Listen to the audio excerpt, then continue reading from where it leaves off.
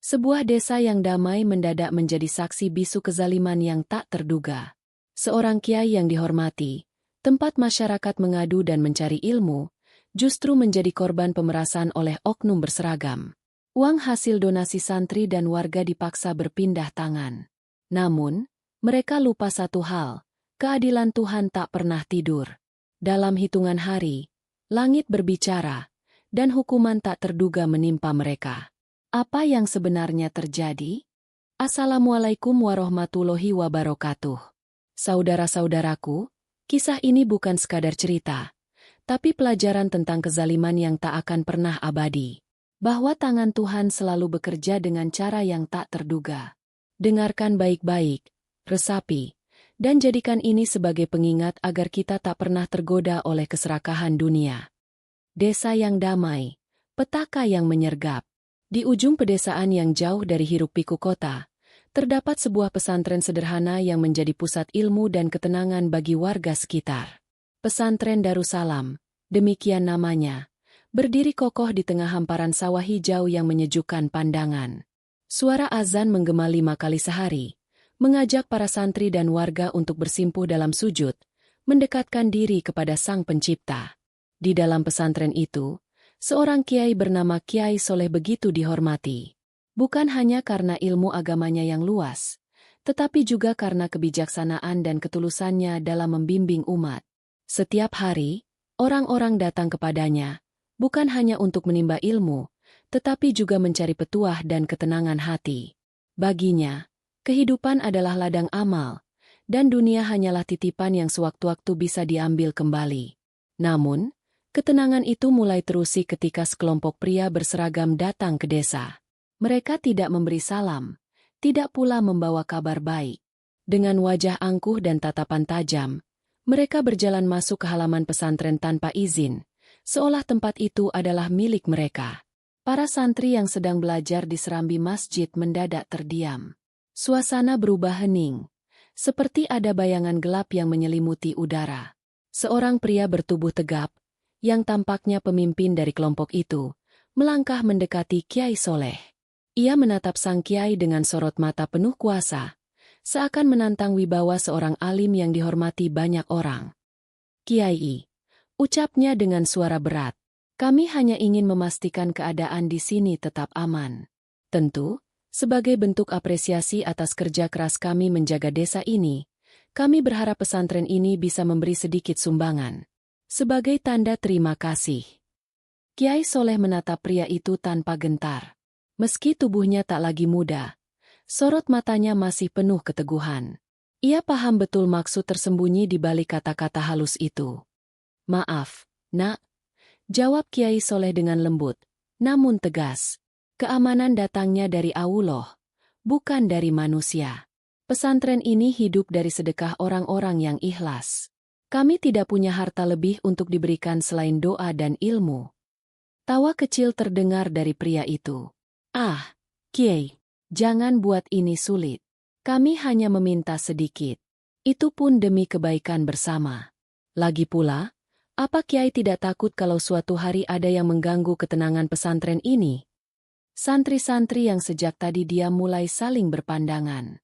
Jelas bahwa itu bukan sekadar permintaan biasa. Itu adalah ancaman terselubung.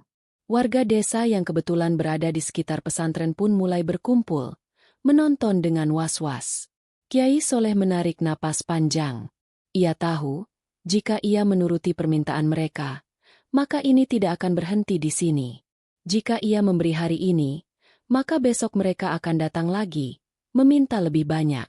Harta bisa dicari, tetapi harga diri dan kebenaran tidak boleh dipermainkan. "Maka silakan saja," kata Kiai Soleh tenang.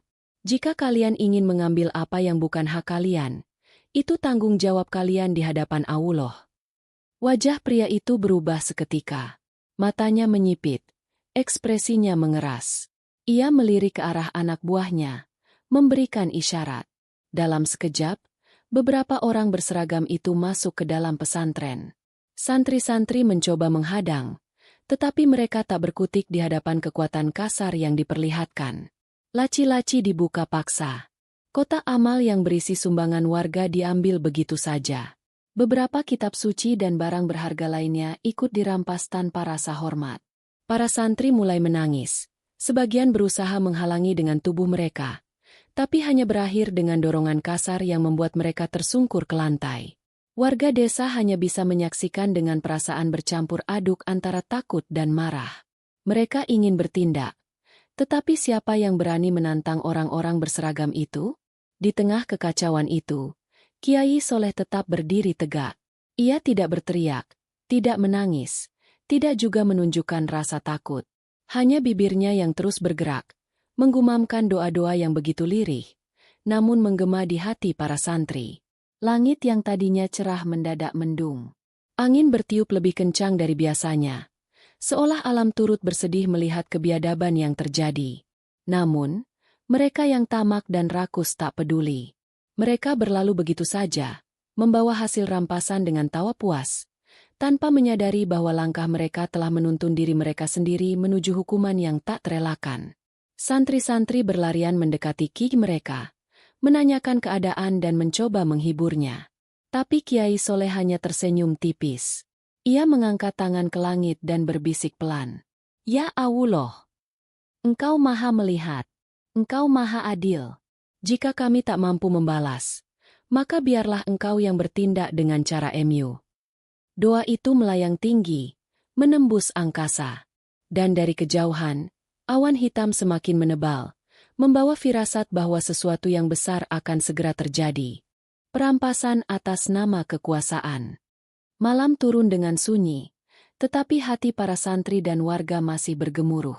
Kejadian siang tadi seolah menyisakan luka yang belum kering. Di dalam pesantren, suasana berubah tegang. Biasanya, selepas Isya, para santri akan berdiskusi atau mengulang hafalan dengan tenang. Tapi malam ini, semua terdiam. Kiai Soleh duduk di serambi masjid, menatap langit yang kelam. Hanya lampu-lampu minyak yang menerangi wajahnya yang mulai terlihat lelah, bukan karena takut, tetapi karena beban yang ia pikul. Satu persatu, santri mendekat. Ada yang menahan air mata, ada yang mengepalkan tangan, merasa marah karena kehormatan pesantren telah diinjak-injak. Kiai, suara salah satu santri tercekat. Mengapa kita diam saja? Mereka mengambil hak kita. Bahkan kitab suci pun mereka bawa. Apakah kita tidak akan melakukan apa-apa? Kiai Soleh menatap santrinya dengan lembut. Bukan diam, nak, kita menunggu. Allah tidak pernah diam. Setiap kezaliman ada batasnya.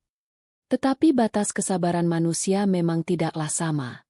Di luar pesantren, beberapa pemuda desa berkumpul di rumah kepala dusun. Wajah mereka penuh amarah. Malam itu mereka berbicara dengan suara yang tertahan, tetapi deras seperti aliran sungai di musim hujan. Kita tidak bisa terus begini, seru salah satu dari mereka. Kalau kita biarkan, besok mereka akan kembali dan mengambil lebih banyak. Apa kita harus bertindak? Tanya yang lain dengan ragu. Kepala dusun menghela napas. Mereka bukan orang biasa. Jika kita melawan tanpa perhitungan, kita yang akan hancur. Kita tidak bisa berharap Kiai Soleh sendirian menghadapi ini. Beliau tak akan membalas. Tapi kita punya tangan dan kaki untuk bertindak. Malam itu, kemarahan berkumpul dalam satu atap. Tapi di pesantren, Kiai Soleh tetap teguh dengan keyakinannya. Ia tidak mengajarkan perlawanan dengan kekerasan, karena baginya, balasan yang sejati tidak datang dari tangan manusia, tetapi dari keadilan yang lebih tinggi. Namun, ancaman itu belum berakhir. Esok paginya, lelaki berseragam itu kembali datang. Kali ini mereka tidak hanya meminta, mereka menuntut. Dengar, Kiai. Suara pemimpin mereka terdengar lebih kasar. Kami tahu pesantren ini masih punya simpanan lain. Jangan buat ini sulit. Para santri yang tengah membersihkan halaman langsung berhenti. Tatapan mereka menajam. Para pemuda desa yang mendengar kedatangan mereka pun mulai berdatangan. Kiai Soleh menghela napas. Kami tidak punya apa-apa lagi.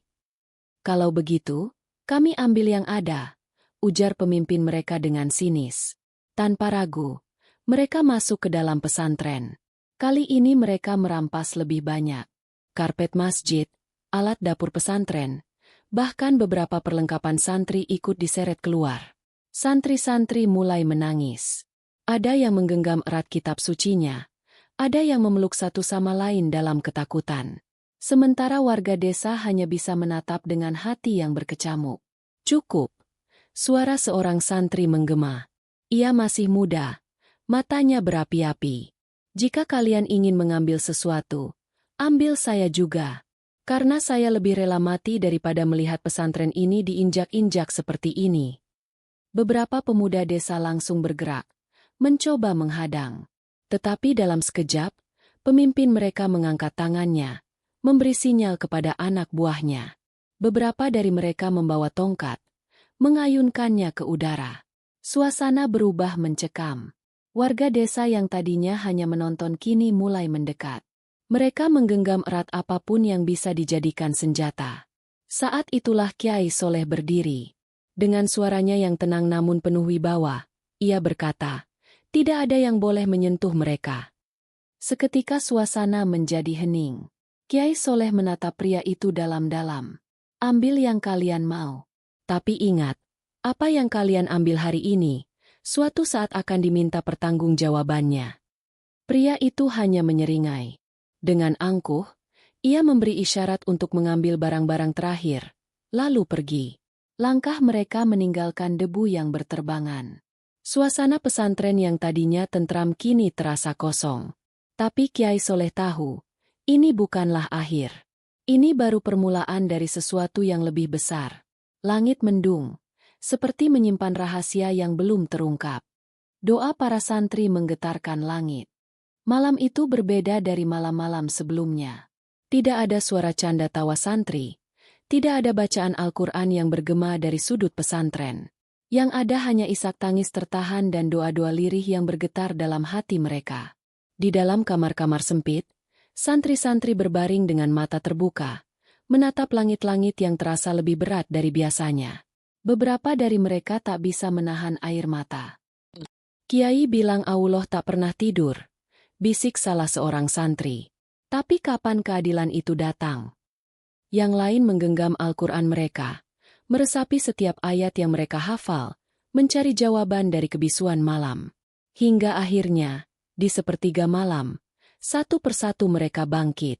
Mereka keluar dari kamar, mengambil air wudhu dengan air yang terasa lebih dingin dari biasanya. Lalu, di dalam masjid yang hanya diterangi cahaya lampu minyak, mereka berdiri. Doa-doa mulai naik ke langit. Air mata mengalir di pipi mereka, bukan karena takut, tetapi karena kepasrahan yang mereka serahkan sepenuhnya kepada Allah. Sujud mereka lebih lama dari biasanya, dan dalam hati mereka hanya ada satu permohonan. Ya Allah, jangan biarkan kezaliman ini terus berlanjut. Di luar pesantren, angin mulai bertiup lebih kencang. Daun-daun pohon kelapa bergoyang, dan suara gemuruh terdengar samar dari kejauhan. Langit yang tadinya hanya mendung kini mulai menebal, menyimpan sesuatu yang belum mereka pahami. Di tempat lain, di sebuah rumah mewah di kota, pria yang memimpin perampasan itu sedang tertidur. Tapi tidurnya tidak nyenyak. Ia bermimpi. Dalam mimpinya, ia berdiri di tengah padang pasir yang luas. Langit di atasnya hitam, dan di kejauhan ia melihat seseorang berjalan ke arahnya. Sosok itu tinggi, berjubah putih, dengan sorot mata tajam yang menembus jiwanya. Pria itu ingin berlari, tapi tubuhnya kaku. Sosok itu mengangkat tangannya, menunjuk ke arahnya, dan tiba-tiba suara guntur menggelegar. Ia terbangun dengan napas tersengal. Keringat dingin membasahi tubuhnya. Di luar, suara angin semakin kencang. Tanpa ia sadari, sesuatu sedang mendekat. Sesuatu yang lebih besar dari sekadar mimpi buruk. Hukuman tak terduga. Pagi datang dengan suasana yang berbeda. Langit yang biasanya biru cerah, kini dipenuhi awan hitam yang bergerak perlahan, menutupi matahari yang masih malu-malu muncul di ufuk timur. Angin bertiup lebih kencang dari biasanya, membawa hawa yang tak biasa. Di pesantren Darussalam, Kiai Soleh masih duduk di serambi masjid, menunggu sesuatu yang ia tahu akan datang, tapi entah bagaimana caranya. Para santri dan warga desa mulai beraktivitas seperti biasa, tapi dalam hati mereka masih menyimpan luka. Mereka mencoba melanjutkan hari-hari mereka dengan keyakinan bahwa Allah tidak akan membiarkan kezaliman terus berjalan tanpa balasan. Dan benar saja. Siang itu, kabar mengejutkan datang dari kota. Salah satu oknum yang ikut merampas harta pesantren ditemukan tergeletak di rumahnya. Tubuhnya kaku, wajahnya pucat, dan matanya terbuka lebar, seolah ia melihat sesuatu yang begitu mengerikan sebelum napasnya yang terakhir. Orang-orang berkerumun di depan rumahnya. Mereka berbisik satu sama lain. Tidak ada tanda-tanda kekerasan. Tidak ada penyakit yang diketahui. Hanya tubuh yang mendadak tak bernyawa. Sementara itu, pemimpin dari kelompok pemeras itu masih hidup, tetapi ia tidak dalam keadaan baik. Sejak pagi, tubuhnya menggigil hebat, keringat membanjiri tubuhnya, dan setiap kali ia memejamkan mata, bayangan dalam mimpinya kembali datang. Sosok berjubah putih itu masih berdiri di sana, menatapnya tanpa belas kasih. Tak tahan dengan ketakutan yang semakin menjadi-jadi, lelaki itu bergegas keluar dari rumahnya. Ia mencoba menghubungi rekan-rekannya, tapi satu persatu dari mereka mengalami nasib serupa. Ada yang mendadak jatuh sakit, ada yang mengalami kecelakaan aneh, bahkan ada yang menghilang tanpa jejak. Panik mulai menguasai dirinya. Ia mencoba mencari perlindungan di markasnya, tapi di sana ia justru menerima kabar buruk lain. Atasannya sendiri telah memerintahkan penyelidikan atas dugaan penyalahgunaan kekuasaan. Tak ada lagi tempat untuk bersembunyi. Ketika malam tiba, hujan turun dengan deras. Kilat menyambar langit, dan suara guntur menggema seolah membelah bumi. Di dalam kamar yang dingin dan gelap, lelaki itu terduduk, menggenggam kepalanya yang terasa berdenyut hebat. Ia akhirnya sadar. Hukuman telah turun, dan kali ini, tidak ada yang bisa menyelamatkannya. Di pesantren, Kiai Soleh menutup matanya, mengucapkan doa syukur dalam hati. Bukan karena ia gembira atas apa yang terjadi, tetapi karena ia tahu, Tuhan tidak pernah tidur. Taubat yang terlambat. Hujan masih mengguyur deras ketika suara ketukan terdengar di gerbang pesantren Darussalam. Malam itu begitu gelap, hanya diterangi cahaya dari lampu minyak yang berkedip lemah di serambi masjid. Para santri yang masih terjaga saling berpandangan. Siapa yang datang di tengah malam seperti ini? Dengan hati-hati, salah seorang santri memberanikan diri membuka pintu. Dan di baliknya, berdiri seorang lelaki dengan tubuh gemetar. Pakaian seragamnya basah kuyup, wajahnya pucat, dan matanya menyimpan ketakutan yang tak bisa disembunyikan. Itu adalah lelaki yang dulu memimpin pemerasan di pesantren. Ki! Suaranya lirih, hampir tak terdengar di antara suara hujan. Saya mohon, tolong saya. Santri-santri yang melihatnya langsung menegang. Beberapa dari mereka mengepalkan tangan, mengingat bagaimana lelaki ini dulu dengan sombongnya merampas hak mereka. Tapi Kiai Soleh tetap tenang. Ia berdiri di ambang pintu, menatap lelaki itu dengan sorot mata yang tidak menunjukkan kemarahan, tetapi juga tidak sepenuhnya berbelas kasih. Apa yang membuatmu datang ke sini? Tanyanya. Lelaki itu terisak. Lututnya lemas hingga ia jatuh bersimpuh di tanah yang basah.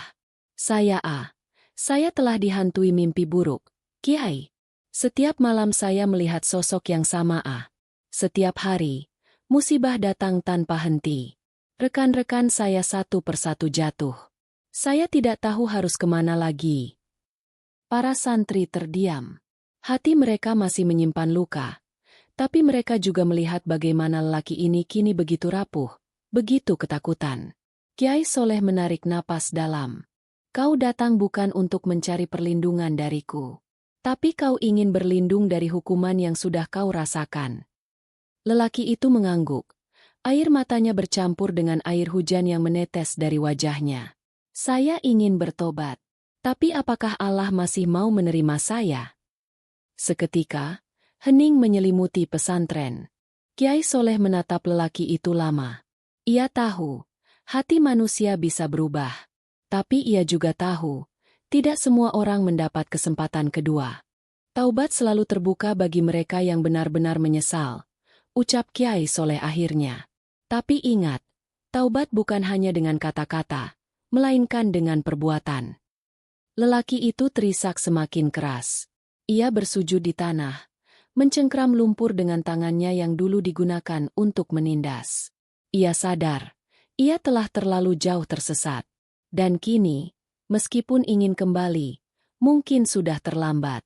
Hikmah bagi yang menyaksikan. Fajar menyingsing perlahan, membawa cahaya keemasan yang menghapus jejak hujan semalam. Udara pagi terasa lebih sejuk, seolah alam baru saja menyaksikan peristiwa besar dan kini ingin membawa ketenangan. Di pesantren Darussalam, para santri dan warga desa masih terdiam, belum sepenuhnya percaya dengan apa yang mereka alami. Lelaki yang dulu datang dengan kesombongan kini hanya bisa terduduk di serambi masjid. Wajahnya kuyu, tubuhnya masih gemetar. Ia telah menyerahkan semua harta yang pernah dirampas, berharap bisa menebus dosa-dosanya. Namun, ada sesuatu yang ia sadari, tak semua hal bisa dikembalikan, dan tak semua luka bisa disembuhkan hanya dengan permintaan maaf. Kiai Soleh menatapnya dengan tatapan penuh kebijaksanaan. Ketika manusia merasa berkuasa, mereka lupa bahwa ada yang maha kuasa di atas mereka, ucapnya lirih. Tapi ketika mereka jatuh, barulah mereka mencari Tuhan. Lelaki itu menunduk dalam. Air matanya kembali jatuh. Ia ingin meminta lebih banyak maaf, ingin mengatakan bahwa ia benar-benar menyesal, tapi ia tahu, kata-kata saja tak cukup. Di hadapan para santri dan warga, Kiai Soleh berbicara, suaranya penuh ketenangan. Lihatlah bagaimana dunia ini bekerja. Kezaliman mungkin berjalan untuk sementara, tapi keadilan Allah tak pernah terlambat. Bagi mereka yang menyaksikan, ambillah pelajaran. Jangan pernah merasa bahwa kekuatan dan kekuasaan bisa membungkam kebenaran. Jangan pernah berani menantang hukum langit. Diperlakukan semena-mena, kini justru melihat bagaimana keadilan itu turun dengan cara yang tidak disangka. Lelaki yang dulu berkuasa kini menjadi manusia yang paling lemah. Setelah beberapa hari, ia pergi meninggalkan pesantren. Tak ada yang tahu kemana ia menuju. Beberapa warga mendengar kabar bahwa ia mengasingkan diri, hidup dalam penyesalan. Tapi yang pasti, namanya kini hanya menjadi peringatan tentang keserakahan, tentang kesombongan, dan tentang bagaimana Tuhan membalas setiap perbuatan manusia. Sementara itu, pesantren Darussalam kembali hidup seperti biasa. Para santri melanjutkan belajar, dan warga desa kembali menemukan kedamaian mereka. Tapi ada satu hal yang berbeda. Kini mereka lebih yakin bahwa tidak ada perbuatan yang benar-benar tersembunyi, dan setiap doa yang tulus pasti akan menemukan jalannya. Di serambi masjid, Kiai Soleh menutup kitabnya, menatap langit pagi yang cerah. Allah tidak pernah tidur, gumamnya pelan. Dan dengan itu, cerita ini berakhir, bukan sebagai kisah tentang hukuman, tapi sebagai pelajaran bagi mereka yang masih memiliki hati. Terima kasih sudah menonton. Jangan lupa like kalau video ini menarik, komen pendapatmu di bawah, share ke teman-teman biar mereka juga tahu. Subscribe, nyalakan loncengnya biar nggak ketinggalan cerita seru berikutnya. Sampai jumpa di video selanjutnya.